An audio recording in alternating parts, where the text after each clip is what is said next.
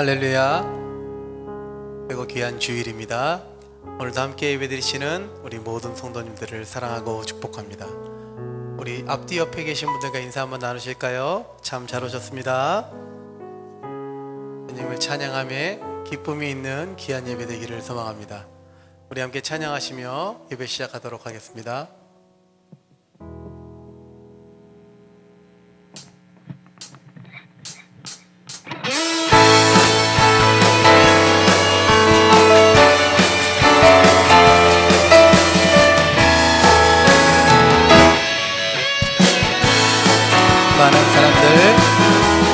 많은 사람들 절대 진리를 모른 채 주님 곁을 떠나갔지만 내가 만난 주님은 참 사랑이었고 진리이고 소망이었어. 많은 사람들 진리를 모른 채 주님 곁을 떠나갔지만 내가 만난 주님은 참 사랑이었고 진리이고 소망이었어. 난 예수가 좋다오.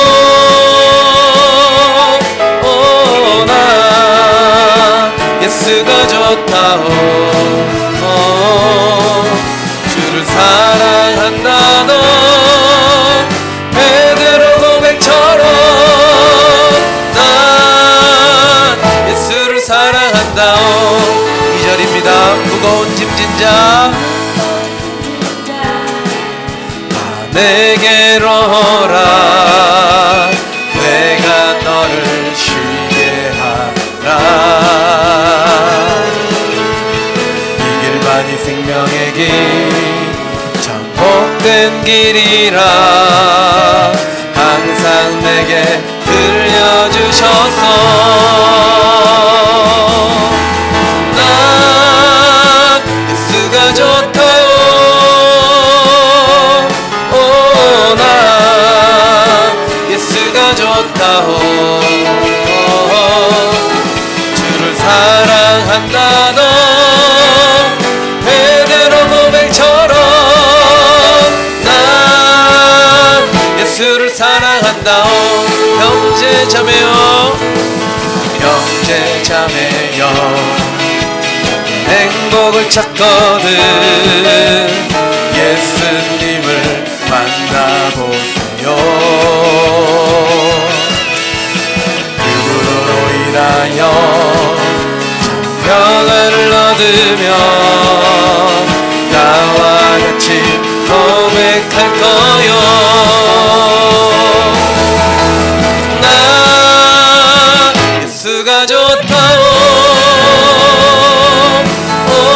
나 예수가 좋다오. 주를 사랑한다. 너 베드로 고백처럼 난 예수를 사랑한다오. 난 예수가 좋다오. 예수가 좋다오. 난 예수가 좋다오. 주를 사랑한다. 너 베드로 고백처럼 난 예수를 사랑한다오. 나의 가장 낮은 마음 주님께서 기뻐하시고 작은 일에 큰 기쁨을 느끼게 하시는도다. 내가 지쳐 무력할 때 주님 내게 힘이 되시고 아름다운 하늘나라 내 맘에 주시는도다. 우리에게 축복하신 하나님 사랑 자를 높여주시고 낮은 자를 높여주시고 허락하시고 내 모든 것 예비하시네. 찬양함의 기쁨은 감사함의 평안은 간구함의 하나님 알도록 하셨네. 나의 가장 낮은 마음 나의 가장 낮은 마음 주께서 기뻐하시고 작은 일에 큰 기쁨을 느끼게 하시는도다. 내가 지쳐 무력할 때 주님 내게 힘이 되시고 아름다운 하늘나라 내 맘에 주시는도다.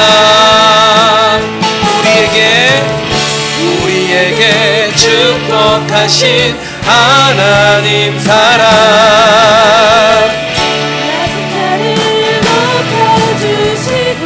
낮은 자를 높여주시고 허락하시고 내 모든 것 예비하시네. 찬양함의 기쁨은 감사함의 평안은 간구함의 하나님 알도록 하셨네. 찬양함의 기쁨은 감사함의 평안은 간구함의 하나님 알도록 하셨네. 우리 함께 선포하며 찬양함의 기쁨은 감사함의 평안은 간구함의 하나님 알도록 하셨네.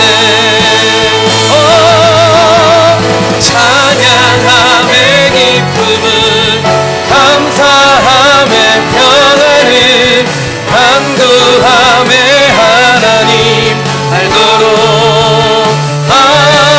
하셨네. 알도록 하셨네.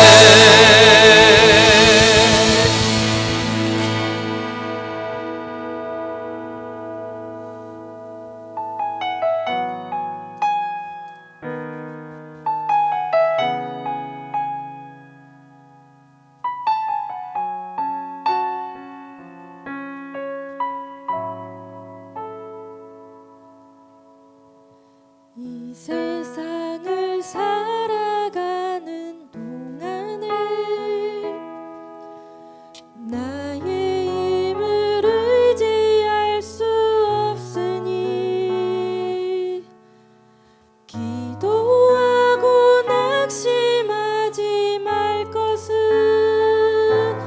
주께서 참 소망이 되심이라.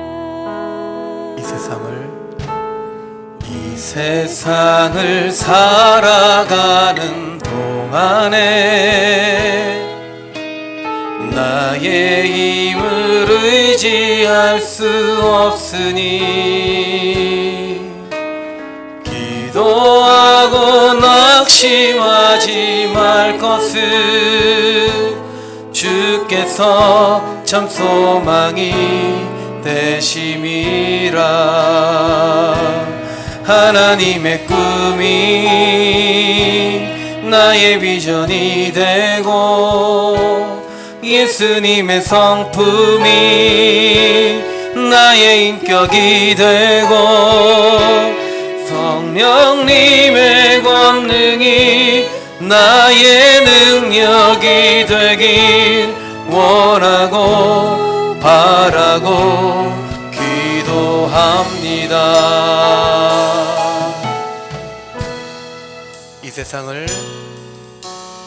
이 세상을 살아가는 동안에 나의 힘을 의지할 수 없으니 기도하고 낙심하지 말 것은 주께서 참 기쁨이 되심. 주의 길을 걸어가는 동안에 주의 길을 걸어가는 동안에 세상의 것 의지할 수 없으니 감사하고 낙심하지 말 것은 주께서 참 기쁨이 되심이라. 하나님의 꿈이 나의 비전이 되고 예수님의 성품이 나의 인격이 되고 성령님의 권능이 나의 능력이 되기 원하고 바라고 기도. 하나님의 꿈이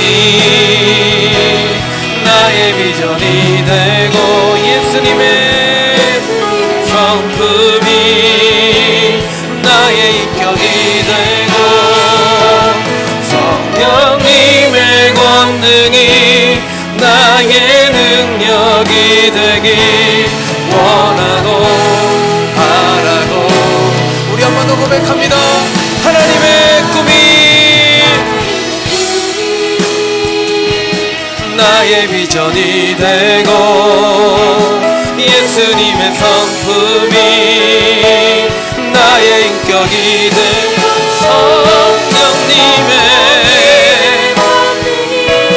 나의 능력이 되기 원하고 바라고 기도합니다. 원하고 바라고 기도. 원하고 바라고 기도합니다. 우리 함께 일어나셔서 주님께 영광 돌리겠습니다.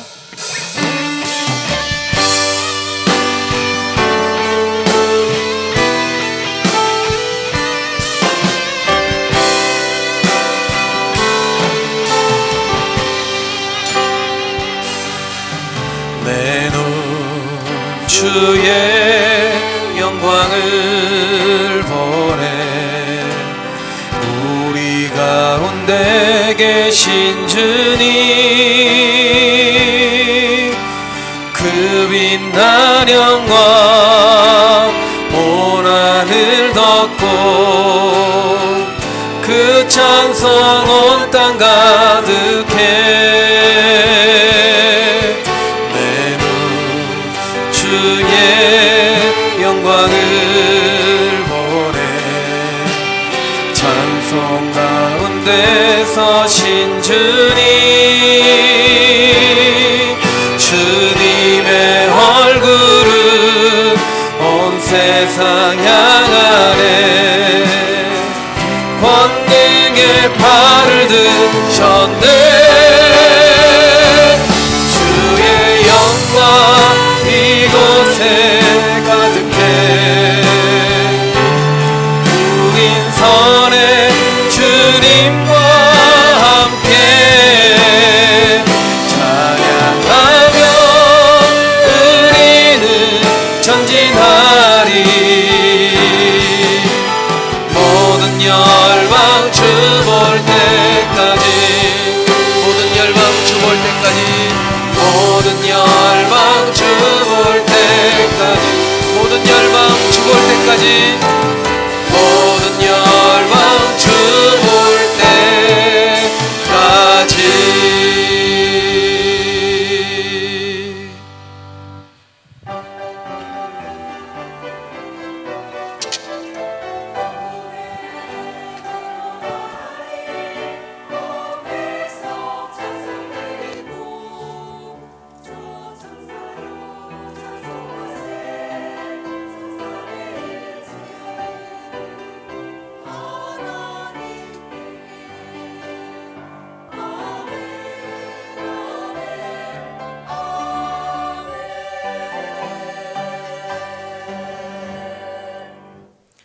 내가 여호와의 명령을 전하노라. 여호와께서 내게 이르시되 너는 내 아들이라.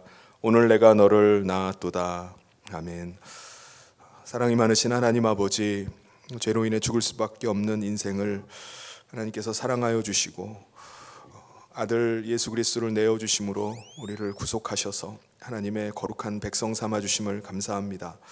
하나님, 오늘 이 시간에 하나님의 그 은혜에 감격하고 또 감사하며 예배의 자리에 또 나오게 하심을 감사합니다. 오늘 이 시간에 영과 진리로 하나님을 예배하오니 이 예배를 기뻐 받아 주시옵소서. 하나님만이 영광 받는 예배되게 인도하여 주시옵소서. 그래서 오늘 예배하는 가운데 하나님께서 주시는 위로하심과 또 충만한 은혜가 가득한 오늘 이 예배되게 인도하여 주시기를 간절히 소원하며 예수님 이름으로 기도하옵나이다. 아멘. 사도신경으로 우리의 신앙을 하나님 앞에 고백하겠습니다. 전능하사 천지를 만드신 하나님 아버지를 내가 믿사오며 그 외아들 우리 주 예수 그리스도를 믿사오니 이는 성령으로 잉태하사 동정녀 마리아에게 나시고 본디오 빌라도에게 고난을 받으사 십자가에 못 박혀 죽으시고 장사한 지 사흘 만에 죽은 자 가운데서 다시 살아나시며 하늘에 오르사 전능하신 하나님 우편에 앉아 계시다가 저리로서 산자와 죽은 자를 심판하러 오시리라. 성령을 믿사오며 거룩한 공예와 성도가 서로 교통하는 것과 죄를 사하여 주시는 것과 몸이 다시 사는 것과 영원히 사는 것을 믿사옵나이다. 아멘. 모두 자리에 앉으셔서 다 같이 찬송가 620장 1절 3절 우리 찬송하도록 하겠습니다.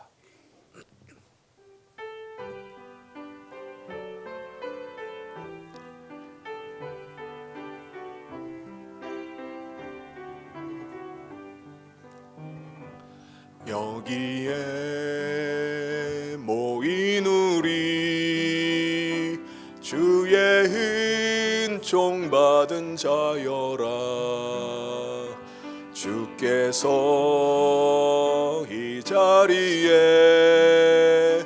함께 계심을 아노라. 언제나 주님만을 찬양하며 따라가리니 시험을 당할 때도 함께 계심을 믿노라. 이 믿음 더욱 굳세라. 주가 지켜주신다. 어두운 밤에도 주의 밝은 빛 인도하여 주신다.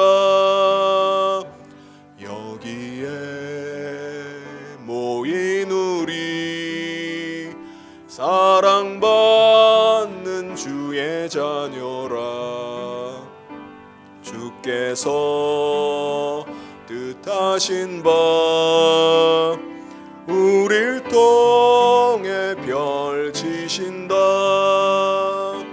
고통과 슬픔 중에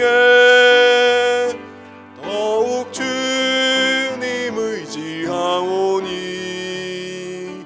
어려움 이겨내고 주님 더욱 찬양하라. 이 믿음 더욱 굳세라. 주가 지켜주신다. 어두운 밤에도 주의 밝은 빛 인도하여 주신다. 아멘. 시간 우리를 대표해서 나선중 집사님 나오셔서 기도 인도해 주시겠습니다.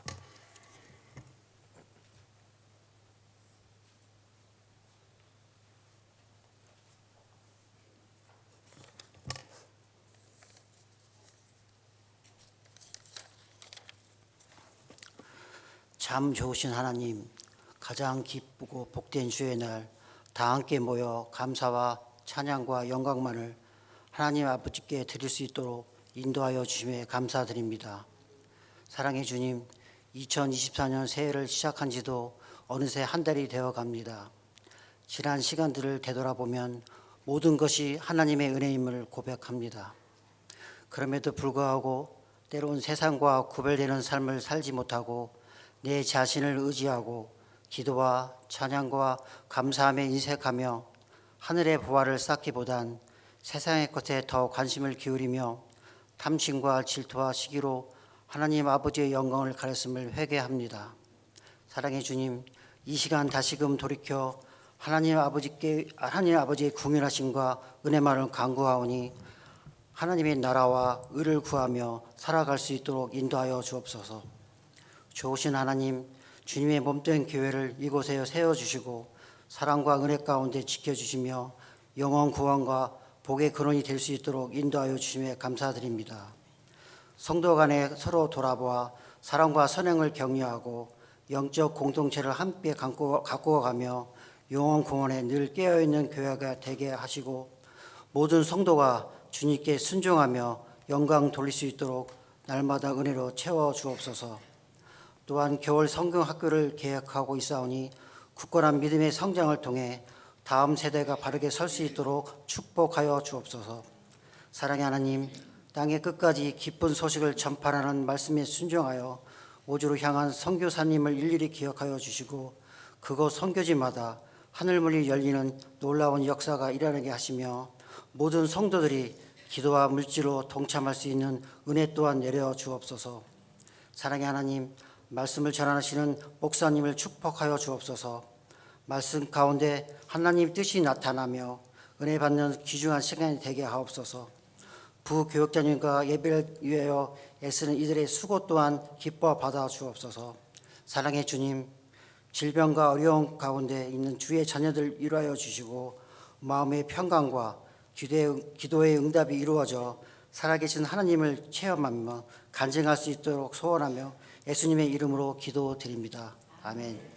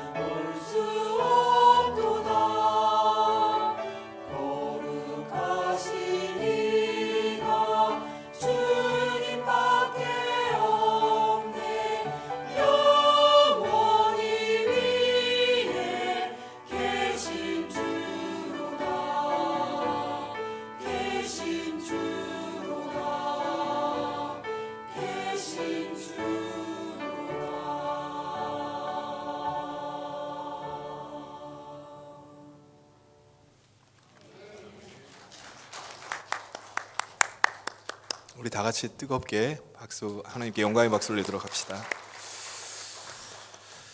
하나님께서 오늘 우리에게 주신 말씀 봉독하도록 하겠습니다. 요한복음 18장 15절부터 27절까지 말씀입니다.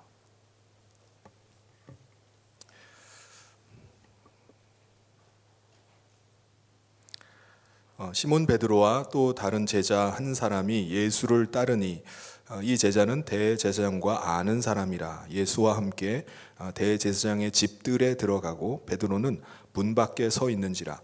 대제사장을 아는 그 다른 제자가 나가서 문지키는 여자에게 말하여 베드로를 데리고 들어오니 문지키는 여종이 베드로에게 말하되 너도 이 사람의 제자 중 하나가 아니냐 하니 그가 말하되 나는 아니라 하고 그때가 추운 고로 종과 아랫사람들이 불을 피우고 서서 쬐니 베드로도 함께 서서 쬐더라. 대제사장이 예수에게 그의 제자들과 그의 교훈에 대하여 물으니 예수께서 대답하시되 내가 드러내놓고 세상에 말하였노라. 모든 유대인들이 모이는 회당과 성전에서 항상 가르쳤고 은밀하게는 아무것도 말하지 아니하였거늘 어찌하여 내게 묻느냐. 내가 무슨 말을 하였는지 들은 자들에게 물어보라. 그들이 내가 하던 말을 아느니라. 이 말씀을 하심에 곁에 섰던 아랫사람 하나가 손으로 예수를 쳐 이르되 내가 대제사장에게 이같이 대답하느냐 하니 예수께서 대답하시되 내가 말을 잘못하였으면 그 잘못한 것을 증언하라. 바른 말을 하였으면 내가 어찌하여 나를 치느냐 하시더라. 안나스가 예수를 결박한 그대로 대제사장 가야바에게 보내니라. 시몬 베드로가 서서 불을 쬐더니 사람들이 묻되 너도 그 제자 중 하나가 아니냐. 베드로가 부인하여 이르되 나는 아니라 하니 대제사장의 종 하나는 베드로에게 귀를 잘린 사람의 친척이라. 이르되 내가 그 사람과 함께 동산에 있는 것을 내가 보지 아니하였느냐. 이에 베드로가 또 부인하니 곧 닭이 울더라. 아멘. 할렐루야. 우리 주변에 있는 분들과 함께 인사 나누겠습니다. 주님의 이름으로 사랑하고 축복합니다.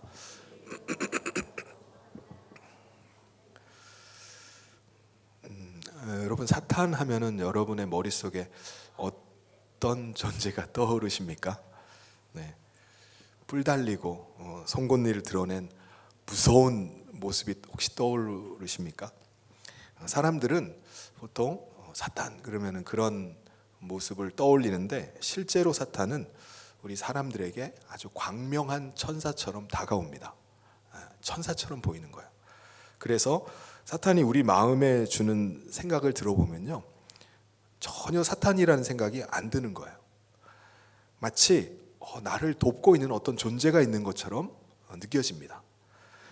사탄이 주는 생각대로만 하면은 내가 금방 행복해질 것처럼 느껴지는 거예요. 내가 금방 성공할 것 같고 내가 하는 일이 너무 잘 될 것 같다는 그런 생각이 듭니다. 그래서 사탄이 주는 생각에 자극을 받은 사람은요, 그 마음에 욕망과 탐욕이 막 꿈틀꿈틀대면서 막 일어나기 시작합니다. 의욕이 막 생기는 거예요. 욕망과 탐욕이 마음에서 막 끓어오르면요, 사람들은 어떻게 하죠? 그 끓어오르는 욕망을 금방이라도 채울 것처럼 생각하고 움직이기 막 시작하는 거예요. 내가 조금만 더 노력하면은 그 욕망과 탐욕을 채울 수 있다고 생각하니까 뭐 악한 일도 서슴지를 않는 겁니다. 다른 사람을 속이기도 하고 다른 사람에게 막 위해를 가하기도 해서 어쨌든지 그것을 채우려고 하는 거예요. 여러분, 그때 사탄이라는 존재는 어디에 있을까요? 사탄은 그 사람 마음 가운데 있는 게 아니라 이미 사라지고 없어요. 오직 욕망과 탐욕에 사로잡힌 그 사람만 그때부터 온갖 악을 저지르고 욕망과 탐욕의 노예가 되어서 그냥 살아가는 겁니다. 이것이 지금 사탄의 통치하에 있는, 사탄의 지배를 받고 있는 이 세상의 현실입니다. 우리 주변 사람들의 모습이에요. 사람들은 이 세상에 믿을 사람 전혀 없다라는 말을 하곤 합니다. 왜 그런 말을 하죠? 심지어는 남편도 못 믿겠다, 아내도 못 믿겠다라고 말을 합니다. 그 이유가 뭡니까? 모든 사람들이 다 다 자기 탐욕과 욕망에 사로잡혀 살기 때문에 사람들은 수가 틀리면 언제 돌아설지 모르는 거예요.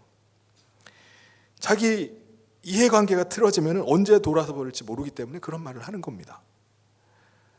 오늘 우리는요, 이 세상에 속해서 사탄의 통치하에 살다가 하나님의 은혜로 말미암아 하나님께, 예수님의 대속의 은혜로 말미암아 하나님께 돌아오게 됐습니다. 하나님의 다스림 하에 하나님의 뜻을 쫓아서 사는 존재가 된 것입니다. 우리도 물론 예수님의 은혜로 말미암아 하나님께 돌아왔지만 우리 안에도 탐욕과 탐심이 있어요. 그것들이 계속해서 일어나려고 할 때마다 우리는 그것을 십자가에 못 박고 하나님의 선하시고 기뻐하신 뜻을 쫓아서 살아가려고 합니다. 여러분, 그러면 사탄은 우리 믿는 자에게 접근하지 않나요? 내버려 두나요? 아닙니다. 우리가 하나님께 돌아왔다고 해서 사탄은 우리를 포기해버리질 않아요. 사탄은 자기에게 속한 자들은 이미 자기 통치하에, 자기 다스림하에 살고 있기 때문에 더 이상 그들을 시험하거나 유혹하지는 않습니다. 그럴 필요가 없는 거예요. 그런데 하나님께 돌아와서 하나님께 속한 자들은 다시 끌어들여야 됩니다. 자기 통치하에 다시 들어오게 해야 되는 거예요. 그래서 오히려 믿는 자들을 더 시험하고 더 유혹하는 것입니다. 욕망과 탐욕이 우리 가운데 살아나서 다시 끌어오르게 만들어야 되는 거예요. 그걸 쫓게 만드는 겁니다. 그래서 우리 믿는 자들이 깨어있지 않으면요, 분별하지 않으면은 사탄이 주는 시험과 유혹에 금방 넘어갈 수 있어요. 우리 베드로전서 5장 8절 9절을 같이 한번 읽어보도록 하겠습니다. 시작. 근신하라, 깨어라. 너희 내정 마귀가 오는 사자같이 두루다니며 삼킬 자를 찾나니 너희는 믿음을 굳건하게 하여 그를 대적하라. 이는 세상에 있는 너희 형제들도 동일한 고난을 당하는 줄을 알미라. 여기에 넘어간 사람들이 누가 있죠? 예수님의 제자 가룟 유다도 넘어갔어요. 사탄의 유혹에 넘어가서 예수님을 은 30에 팔아넘겨 버립니다. 초대교회 때는요, 자기들이 소유한 밭을 팔아가지고 교회에다가 바쳤던 아주 충성스러웠던 아나니아와 삽비라 부부도요, 이 사탄의 시험에 넘어가 버렸어요. 그래서 자신들의 그 욕망, 탐욕을 쫓다가 망하는 길로 들어가 버립니다. 오늘 말씀에도 보면요, 하나님 앞에 날마다 제사를 드리고 누구보다 율법을 잘 알고 잘 가르쳤던 하나님을 경외한다고 하는 제사장들조차도 예외가 아니었어요. 자기들의 탐욕과 욕망을 위해서 그들은요, 하나님의 아들을 죽이는 일조차 서슴질 않았습니다. 여러분, 예수님께서 겟세마네 동산에서 제자들과 함께 마지막 기도를 하시다가 갑자기 들이닥친 로마 군병과 성전 경비병들, 성전 종들에게 체포가 되셨습니다. 우리 이렇게 생각할 수 있어요. 아니, 왜 이들이 한밤중에 나타나가지고 이렇게 예수님을 갑자기 이렇게 체포할까? 여러분, 예수님의 그 체포 명령은요, 그날 밤 산헤드린 공회에서 내렸습니다. 왜 산헤드린 공회가 그 한밤중에 그런 체포 명령을 내렸을까요? 산헤드린 공회는요, 어떤 조직이냐면은 정치 문제를 제외한 유대 사회의 입법, 사법을 총괄하는 최고 의결 기관입니다. 공회는요, 율법을 해석하는 권한을 가지고 있어요. 공식적인 해석을 하는 기관입니다. 그리고 종교 재판을 주관하고 성전 치안 문제를, 질서를 이렇게 다루는 일을 했던 단체가 바로 그 공회였습니다. 이 공회원들이, 그 산헤드린 공회원들이 누구냐면은 바리새인, 사두개인, 서기관, 장로들 71명으로 구성된 조직이었어요. 그 중에서 사두개인들이 이 공회원의 대다수를 차지하고 있었습니다. 그럼 사두개인은 누구냐? 사독 가문 출신의 제사장들이라고 해서 그들을 사두개인이라고 불렀습니다. 근데 이들이 하는 일은요, 성전 제사 드리는 일과 그리고 성전과 관련된 여러 가지 이권들, 그런 것들을 독점하고 있었습니다. 이들이 사두개인들이었어요. 그래서 예수님은 성전에 가셨다가 성전을 하나님의 기도하는 집이 아니라 자기들의 이권 챙기는 곳으로 만들어 버리고 있는 이 공회원들, 특별히 사두개인들을 비판하셨어요. 그래서 누가복음 19장 46절에 그들에게 뭐라고 말씀하시죠? 우리 같이 한번 읽어보겠습니다. 시작. 그들에게 이르시되 기록된 바 내 집은 기도하는 집이 되리라 하였거늘 너희는 강도의 소굴을 만들었도다 하시니라. 이들은 지금 성전에서 일을 하고 거룩한 척을 하고 있지만 예수님이 보실 때는 그들은 강도들이었습니다. 그래서 예수님께서 그들의 실체를 드러내시면서 비판하셨어요. 마태복음 23장 33절에는 예수님이 이런 표현까지 하십니다. 우리 같이 한번 읽어보겠습니다. 시작. 뱀들아 독사의 새끼들아 너희가 어떻게 지옥의 판결을 피하겠느냐. 이들은 하나님을 경외하고 하나님을 섬기는 자들처럼 행세하고 있지만 사실은 사탄에게 속해서 자기의 탐욕과 욕망을 채우기 위한 종교인들에 불과했어요. 공회원들을 종교인들이라고 부르는 이유가 있어요. 왜냐하면 이들은 하나님을 우상처럼 섬겼기 때문입니다. 이들이 성전에서 율법을 가르치고 성전에서 제사를 드리기 때문에 겉으로 보면 이들이 하나님을 인정하는 것처럼 보여요. 하나님을 섬기는 것처럼 보입니다.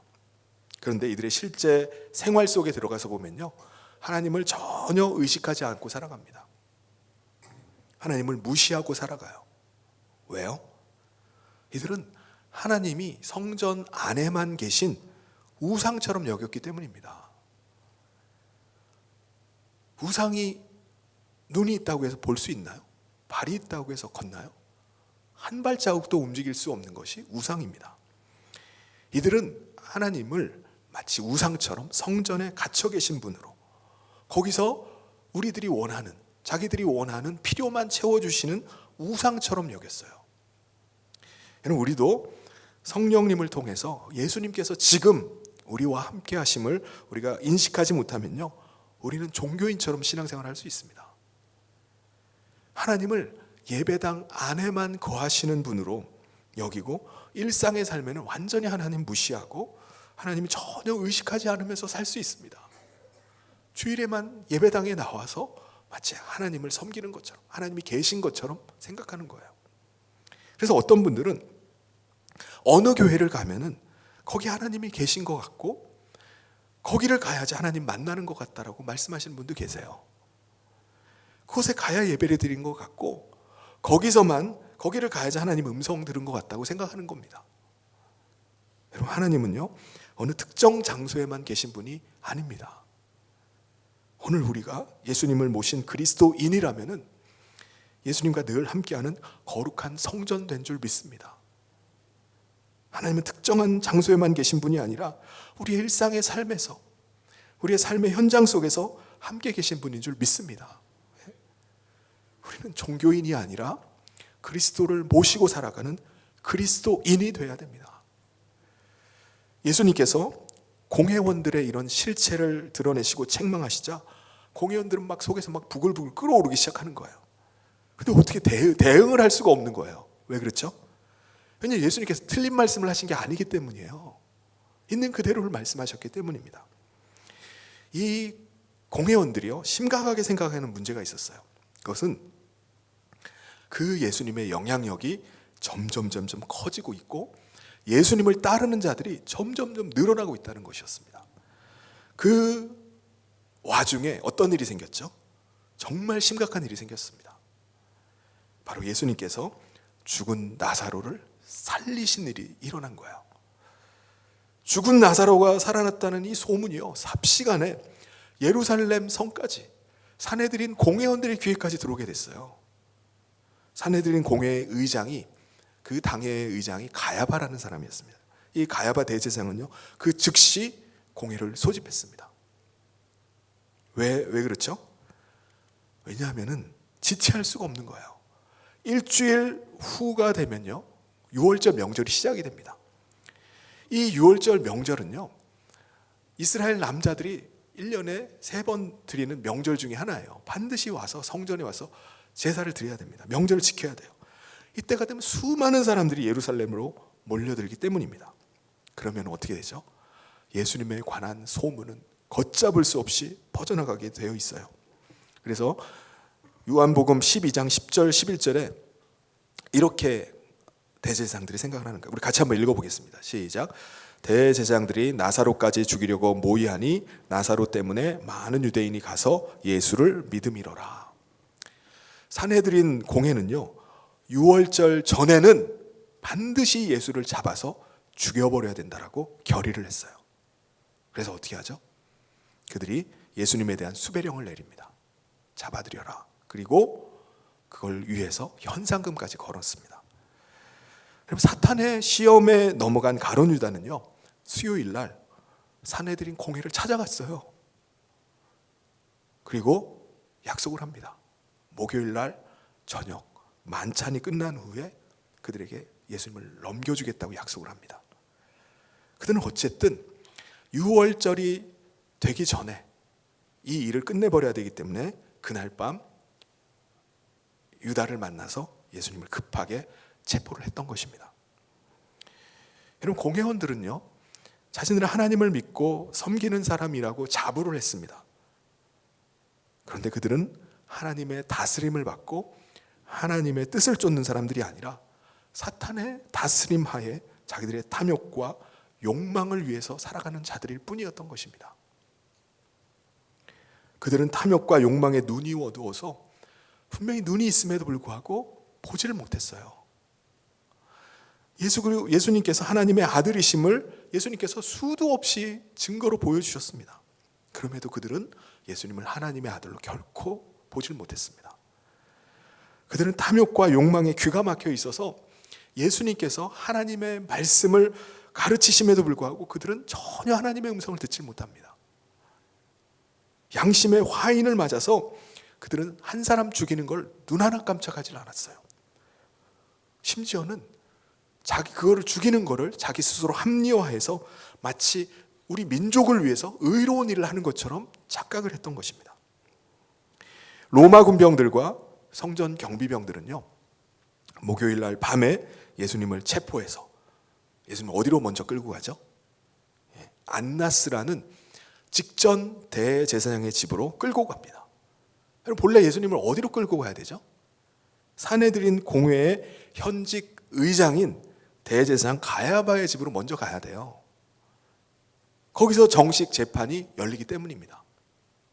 그런데 안나스는 이미 은퇴한 대제사장이었지만 산헤드린 공회의 의장인 가야바가 자기의 사위라는 이유로 예수님을 자기 앞에 먼저 끌고 오게 한 거예요. 왜 예수님을 자기에게 먼저 끌고 오게 했을까요? 왜냐하면 산헤드린의 공회의 이 재판은요, 불법 재판이었기 때문입니다. 정식 재판은 절차상 언제 이루어져야 되느냐? 아침 소제를 드리고 나서 개정이 돼야 돼요. 근데 지금 언제입니까? 한밤중이에요. 그러니까 한밤중에 불법적으로 이 재판이 이루어지기 때문입니다. 그리고 공회 재판이 벌어지면요, 고소자가 증거를 가지고 참석을 해야 됩니다. 근데 지금은 아무 증거가 없어요. 증인조차도 없습니다. 그 가운데 재판이 이루어지고 있는 거예요. 더군다나 공회에서 사형 판결을 내릴 수가 있습니다. 집행은 못하더라도 공회가 사형 판결까지는 내릴 수 있어요. 그런데 규칙이 있습니다. 사형 판결은 심리한 당일에는 선고를 할 수가 없었어요. 그런데 지금 유월절 전에 지금 사형 집행까지, 선고가 내려지고 집행까지 이루어져야 됩니다. 근데 법적으로 따지면은 사형 선고도 못 내리고 집행도 이루어질 수가 없는 거예요. 이 사실을 아는 안나스는요, 정식 재판까지 안 가고 자기가 예수님을 겁박을 해가지고 스스로 거짓 자백을 하게 하려고 하는 것입니다. 여러분, 한밤중에 무장한 군인들이 갑자기 달려오더니 여러분을 갑자기 막 포박하더니 결박을 해가지고 어디로 끌고 간다고 한번 생각을 해보세요. 왜? 여러분, 얼마나 두렵겠습니까? 갑자기 군인들이 와가지고 막 묶더니 뒤로 막 팔을 뭐 꺾어가지고 묶더니 막 어디로 끌고 와버리는 거예요. 얼마나 공포스러운 일입니까? 이거 어떻게 될지 몰라요. 더군다나 아주 그냥 살기 등등한 군인들이 막 둘러싸더니 여기저기서 막 주먹이 날라오는 거예요. 때리면서 신문을 하면은 여러분 마음이 어떻겠습니까? 공포에 질리지 않을 사람이 없을 거예요. 도대체 이게 무슨 일이야? 나 어떻게 되는 거야? 여러분, 과거에 경찰에 끌려가 가지고 고문을 받거나 강압 수사를 받은 사람들이 왜 거짓 자백을 하죠? 왜 안 한 일을 자기가 했다라고 이렇게 거짓 자백을 합니까? 너무나 고통스럽고 죽을 것 같으니까 거짓 자백을 해서라도 그 고통에서 빠져나가려고 하기 때문입니다. 안나스도요, 공포에 빠진 예수님이 자기 앞에 막 벌벌 떨면서 목숨만 살려달라고 사정하게 만들려는 거예요. 그가 예수님을 겁박한 그 죄목이 뭐였을까요? 예수님께서 지금 잘못된 교훈으로 사람들을 미혹하고 자기를 따르는 무리들을 만들어 가지고 율법의 규율을 무너뜨리고 이 사회를 혼란에 빠뜨리고 있다는 거예요. 너가 지금 그 짓을 하고 있지 않았느냐? 그래서 안나스가 예수님께 그걸 따져 묻는 겁니다. 19절을 우리 같이 한번 읽어보겠습니다. 19절 시작. 대제사장이 예수에게 그의 제자들과 그의 교훈에 대하여 물으니. 여러분, 안나스 대제사장은요, 지금 자기 탐욕과 욕망의 눈이 어두워서 하나님의 아들 메시아를 보질 못하고 있는 거예요. 어둠의 권세자 사탄에게 사로잡혀서 예수님을 마치 자기 말 한마디면은 언제든지 죽여버릴 수 있는 반란의 수괴 정도로 생각하고 있었던 것입니다. 그렇다면 예수님은 이 안나스의 이 신문에 어떻게 반응하시죠? 안나스의 기대처럼 막 두려움에 빠진 예수님이 벌벌벌 떨면서 막 살 길을 찾고 계신가요? 아닙니다. 안나스는 자기가 지금 예수님의 생사여탈권을 쥐고 있는 것처럼 말하지만 예수님은 전혀 두려워하지 않으셨어요. 생명은 하나님께 있기 때문입니다. 할렐루야. 마태복음 10장 28절을 예수님께 이렇게 말씀하십니다. 우리 같이 한번 읽어보겠습니다. 시작. 몸은 죽여도 영혼은 능히 죽이지 못하는 자들을 두려워하지 말고 오직 몸과 영혼을 능히 지옥에 멸하실 수 있는 이를 두려워하라. 예수님은 오히려 안나스를 향해서 당당하게 말씀하십니다. 20절 21절 우리 다시 한번 읽겠습니다. 시작. 예수께서 대답하시되 내가 드러내놓고 세상에 말하였노라. 모든 유대인들이 모이는 회당과 성전에서 항상 가르쳤고 은밀항에는 아무것도 말하지 아니하였거늘 어찌하여 내게 묻느냐. 내가 무슨 말을 하였는지 들은 자들에게 물어보라. 그들이 내가 하던 말을 아느니라. 예수님은 늘 공개적인 장소에서 회당이나 성전에서 사람들에게 가르치셨어요. 만약에 예수님의 말씀이 잘못되었거나 사람들을 선동해서 사회의 질서를 무너뜨리고 있다면 예수님께서 하신 그 말씀을 들은 사람이 있을 거 아닙니까? 그들에게 물어보라는 거예요. 증인을 데려와 보라는 겁니다. 그러니까 경비병 하나가 듣고 있다가 대제사장에게 너가 왜 그런 식으로 말하냐고 예수님의 얼굴을 손바닥으로 때려버렸습니다. 여러분, 물리적인 폭력이 가해지면요, 사람들은 어떻죠?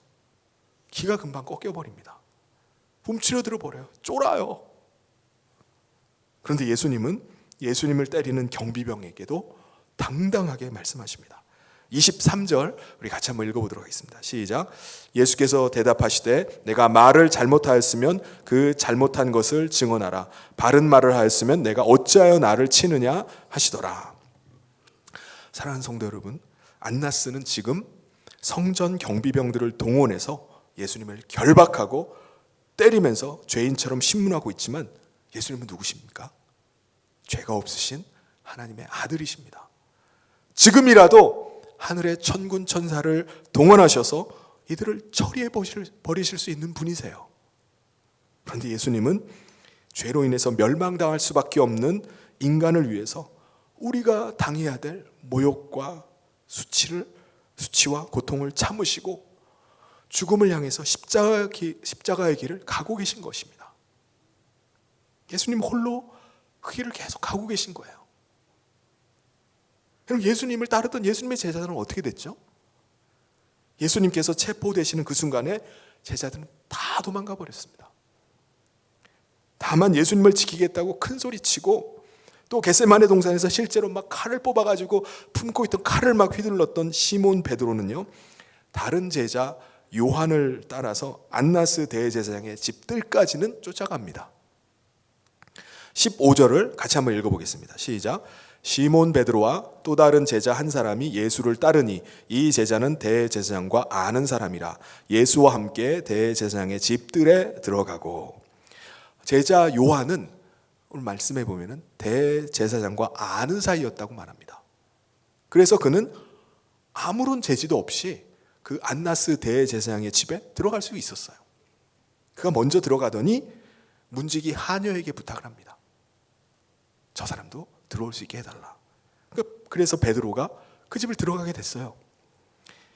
베드로는 아마 어떻게 해서든지 자기가 예수님을 지켜드려야 된다, 보호해야 되겠다라는 그런 생각이 있었을 것입니다. 그런데 안나스 대제사장의 집에 들어가는 순간부터 베드로의 그런 생각은 처참하게 무너져 버렸어요. 문지기 하녀가 뭐라고 묻죠? 베드로에게 당신도 그 제자 중에 한 사람 아닙니까? 라고 물었어요. 그 베드로가 그 즉시로 나는 아닙니다, 나는 아니요 라고 대답을 하는 거예요. 그리고 그때가 날씨가 추워서 쌀쌀해서 사람들이 모닥불을 피워놓고 그 주위에 둘러서 있었습니다. 베드로는요, 은근히 그 사람들 틈으로 끼어들어서 함께 불을 쬐면서 재판을 지켜보고 있었습니다. 그때 불을 쬐고 있던 사람들 중에 베드로에게 이렇게 묻는 사람이 있었어요. 너도 그 제자 중에 한 사람 아니냐? 베드로는 또 어떻게 하죠? 즉시로 자기는 아니라고 대답을 합니다. 그래서 이번에는 베드로가 칼을 들어가지고 귀를 잘라버렸던 말고라는 사람의 친척되는 사람이 거기에 있었어요. 그 사람이 베드로에게 물어봅니다. 내가 동산에 그날 있었는데 너 거기서 본 사람 아니냐? 라고 물어봤어요. 베드로는 깜짝 놀랐죠. 자기를 현장에서 본 사람이 나타난 거예요. 베드로는 그 즉시로 부인합니다. 나는 그 사람이 아닙니다. 그때 누가복음에 보면요, 그때 장면을 누가복음엔 자세하게 기술을 해놓습니다. 예수님께서 그렇게 대답하고 있는 제자 베드로를 보시고 계셨다고 말씀합니다. 누가복음 22장 61절을 우리 같이 한번 읽어보겠습니다. 시작. 주께서 돌이켜 베드로를 보시니 베드로가 주의 말씀 곧 오늘 닭 울기 전에 내가 3번 나를 부인하리라 하심이 생각나서. 베드로는 지금 두려움에 빠져서 예수님을 3번이나 연거푸 부인을 하고 있었습니다. 그런데 밤이 깊어서 어둡고 지금 예수님과의 거리가 멀리 떨어져 있다 할지라도 베드로는 예수님께서 자신을 쳐다보고 있는 시선을 느낄 수가 있었어요. 예수님은 처음부터 끝까지 베드로를 지켜보고 계셨던 것입니다. 그때 닭이 우는 소리가 들리자 베드로는 예수님께서 자기에게 닭 울기 전에 3번 나를 부인하리라는 말씀이 생각이 났습니다. 베드로는 자신의 모습이 너무나 부끄러워서 있을 수가 없었어요. 예수님이 지켜보는 앞에서 있을 수가 없었습니다. 그래서 부끄러워서 밖으로 뛰쳐나가서 통곡을 하기 시작하는 거예요. 62절에 보면 밖에 나가서 심히 통곡하니라. 사랑하는 여러분, 예수님은 아무 힘이 없어서 지금 결박당해서 얻어 터지고 신문을 당하고 계신 것이 아닙니다. 도무지 어떻게 반항도 하지 못하고 꼼짝없이 당해야 되는 그런 불쌍한 분이 아니에요.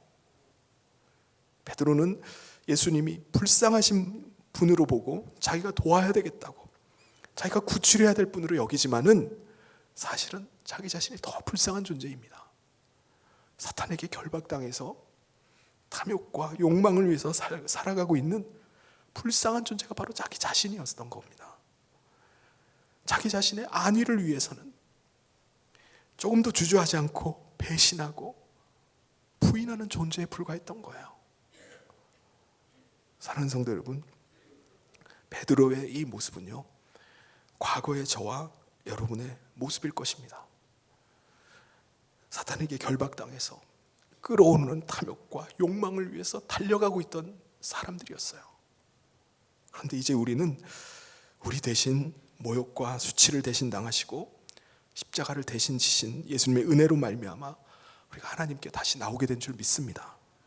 하나님께 속한 자로 왕 대신 예수님의 다스림을 받는 하나님 나라의 거룩한 백성들이 된 줄 믿습니다. 사랑하는 성도 여러분, 이제 저와 여러분은 예수님과 함께 살아가는 삶이 시작된 거예요. 여러분 이 사실 믿으십니까? 사탄의 결박에 묶여서 탐욕과 욕망의 노예가 되어서 살아가는 존재가 아니라, 죄의 노예로 살아가는 존재가 아니라 왕이신 예수님의 다스림 안에 살아가는 존재가 된 것입니다. 할렐루야. 이제는 담대하고 당당하게 살아갑시다. 왕이신 예수님께서 우리를 통치하시고 보호하시고 함께하고 계심을 믿고 그 믿음으로 살아갑시다. 우리의 생명이 하나님의 손에 달려있음을 믿고 예수님께서 수치와 모욕을 이겨내시고 십자가의 고통을 참아내셔서 우리를 구원하신 그 은혜를 따라서 우리가 두려움 가운데 살아가는 것이 아니라 담대하게 당당하게 진리의 길, 생명의 길, 승리의 길로 나아가는 저와 모든 우리 성현의 성도님 되시기를 주님의 이름으로 축원합니다. 우리 같이 오늘 말씀 기억하면서 같이 기도했으면 좋겠습니다. 우리가 이 세상 사는 동안에 우리가 사탄의 권세하에 눌려서 욕망과 탐욕을 쫓아 살아간 유혹이 얼마나 많이 있습니까? 우리를 위협하면서 두려움 가운데 우리를 떨게 하고 죄의 노예가 되어서 살게 하는 경우가 얼마나 많이 있습니까? 그럼에도 불구하고 우리가 예수 그리스도의 대속의 은혜로 말미암아 구원함을 얻고 하나님께 속한 자로 하나님 나라의 거룩한 백성 된 줄 믿습니다. 하나님 담대하게 해주십시오. 당당하게 서게 해주십시오. 주님이 나와 함께하고 계심을 믿고 믿음으로 거룩한 길, 진리의 길, 생명의 길로 나가는 우리들의 삶이 되기를 위해서 이 시간 같이 합심해서 우리 같이 기도하도록 하겠습니다. 하나님 아버지 하나님께서 불쌍히 여겨주시길 원합니다. 오늘 우리가 이 세상의 탐욕과 욕망에 아버지 사탄의 노예되어서 살아가고 있는 우리를 불쌍히 여겨주시고 우리를 구원하여 주셔서 주님의 아버지 거룩한 하나님 나라 백성되게 하시면 감사합니다. 제가 당해야 될 모든 수치와 고통을 주님이 당하시고 주님이 모든 모욕을 당하시고 아버지 하나님 우리를 구원하셨고 우리가 아버지 하나님 죄의 종이 되어서 아버지 하나님 아버지 하나님 욕망과 탐욕의 노예가 되어서 살아가는 용서하여 주시옵소서. 이제 주님 앞에 돌아왔사오니 아버지 하나님 이제 주님과 함께하는 삶 되게 하여 주시고 왕이신 주님의 다스림 하에 서가는 저희들 되게 하여 주시옵소서. 아버지 하나님께서 우리 베풀어 주시옵소서. 하나님 아버지, 과거에 우리가 욕망과 탐욕의 노예가 되어서 사탄의 지배하에 살고 죄 아래 노예되어서 살던 우리 자신이었음을 이 시간 고백합니다. 하나님, 죽을 수밖에 없는 우리 인생을 하나님께서 긍휼히 여겨주시고 우리가 당해야 될 수치와 모욕, 고통, 그리고 십자가의 죽음까지도 아들 예수님께서 당하심으로 우리를 구원하셔서 우리를 거룩한 하나님 나라 백성 삼아주시고 거룩한 하나님 나라에 속하게 하심을 감사를 드립니다. 이제 과거처럼 우리가 욕망과 탐욕에 끌려다니는 삶이 아니라 죽음을 두려워하며 두려움 가운데 살아가는 것이 아니라 주님이 우리와 함께 하시고 우리가 주님의 다스림 받는 거룩한 하나님 나라 백성임을 믿고 당당하게 서게 하여 주시옵소서. 담대하게 서게 하여 주시옵소서. 우리 사랑하는 모든 성도들이 다 거룩한 하나님 나라 백성 되어서 오늘도 주님의 다스림과 통치하에 진리의 길, 생명의 길, 승리의 길로 나아갈 수 있도록 인도하여 주시옵소서. 함께 하시길 간절히 소원하며 예수님 이름으로 기도하옵나이다. 아멘. 교회 소식 전해드리도록 하겠습니다.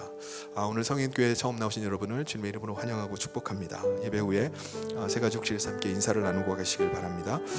이번 주에 신년 대신방이 진행됩니다. 주보를 참고하셔서 기도로 준비해 주시기를 바랍니다. 그리고 기부금 납입 증명서, 연말정산 서류가 필요하신 분들은 로비에 있는 신청서를 작성하셔서 사무실에 내주시면 준비해드리도록 하겠습니다. 그리고 기부금 영수증 받아가신 분 중에 교단 소속 증명서를 받지 못하신 분들은 사무실에 있으니까는 받아가시길 바랍니다. 그리고 이번 주에 금향로 기도회가 있습니다. 올해 금양로 기도회를 선포하고 매달 첫 번째 주 금요일 날 우리가 다 모든 교인들이 함께 모여서 기도회를 하고자 하는데, 이번 주가 돌아오는 이제 금요일이 금양로 기도회 주간입니다. 여러분 모든 가족들과 함께 나와서 함께 기도하고 또 은혜 받는 귀한 시간 되길 바랍니다. 특별히 특송 순서가 있는데 가족이나 목장이나 또 자원하신 개인이든지 좀 연락을 해주시기 바랍니다. 그래서 이날 금양로 기도회 때 아름다운 찬양으로 하나님께 영광 돌릴 수 있기를 바랍니다. 겨울 교육부에서 겨울 성경학교 수련회가 계획되어 있습니다. 우리 주보에 유치부, 유초등부, 청소년부 일정이 소개가 되는데요. 여러분 이제 이번 주 주간부터 이제 시작이 됩니다. 우리 겨울 성경학교 수련회를 위해서 우리 자라나는 우리 자녀들이 은혜 받고 또 하나님의 말씀 가운데 잘 세워지기를 위해서 여러분 기도와 관심을 부탁드립니다. 성경적 부모 교실이 개강을 합니다. 2월 24일 토요일 매주 10시 반부터 12시까지고요. 12주 과정으로 열립니다. 이 송선영 사모가 이 성경적 부모 교실을 계속 진행해 왔는데요. 이 시간을 통해서 자녀를 중보기도 하고 말씀으로 가정을 세우기를 원하시는 남녀 부모님 또 예비 부모가 참여 대상입니다. 이 시간을 통해서 귀한 은혜 받고 가정을 말씀 가운데 잘 세우는 귀한 시간 될 수 있기를 바랍니다. 문의는 우리 송선영 사모에게 주시길 바랍니다. 그리고 오늘은 목장 모임이 있습니다. 1시 반에 각 목장에서 목장 모임을 가져주시기를 바랍니다. 그리고 다음 주 오후 예배는 우리가 헌신 예배로 드리도록 하겠습니다. 올해 재직으로 또 세움 받고 또 새로운 마음으로 헌신하기 위해서 그 헌신의 마음을 가지고자 다음 주에는 재직 헌신 예배로 드리도록 하겠습니다. 우리 다 같이 자리에서 일어나셔서 우리 마지막 찬양하면서 봉헌하도록 하겠습니다.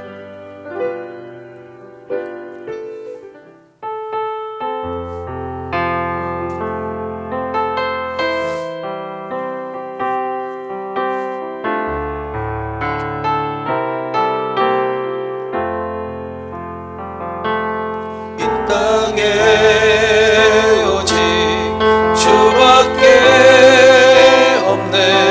그 무엇도 나를 채울 수 없네. 주님의 평안 내 안에 있네. 그 누구도 빼앗을 수 없네. 세상은 변해가고 소망은 빔을 잃어도 변함없이 붙드시는 그 구원의 손길. 폭풍이 몰려와도 두려움 물러가네. 우릴 위해 싸우시는 그 모든 의지에 땅에 오직 주밖에 없네.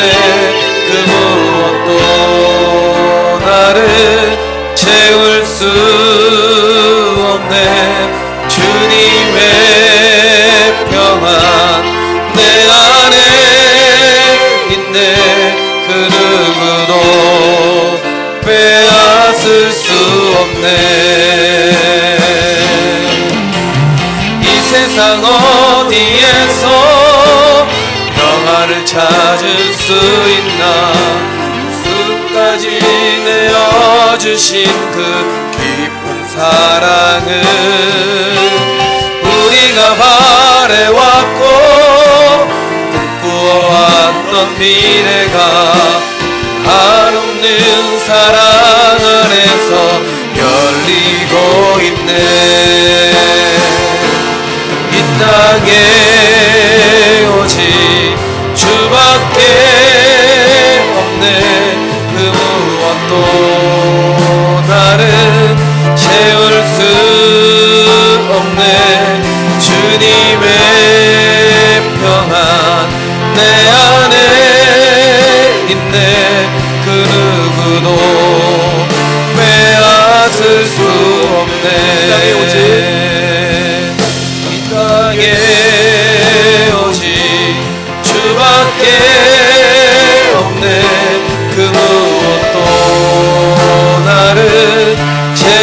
수 없네. 주님의 평안 내 안에 있네. 그 누구도 빼앗을 수 없네. 하나님 아버지 감사합니다. 하나님의 한없는 그 사랑하심으로 우리를 구원하여 주시고 다시금 하나님 나라의 거룩한 백성 삼아 주심을 감사를 드립니다. 그 은혜에 감사하면서 우리 사랑하는 성도들이 하나님 앞에 귀한 예물을 준비하여 올려드립니다.